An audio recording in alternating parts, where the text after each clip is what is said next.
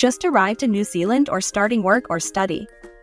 You'll need an IRD number, and I'm here to walk you through it step by step.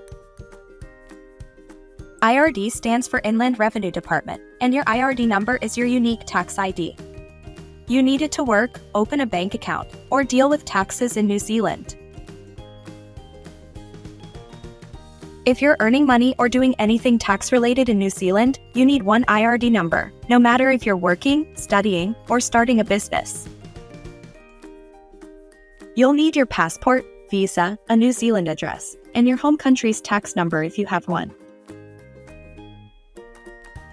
Go to ird.government.nz, click Get an IRD number, and follow the steps. If you're new to New Zealand, choose that option, fill in the form, and upload your documents. Once you've applied, it usually takes 2 to 10 working days. You'll get your IRD number by email or post. And that's it.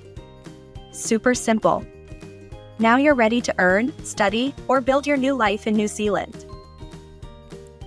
We are Aotearoa Academy. Check out our other videos and follow us on social media to stay connected.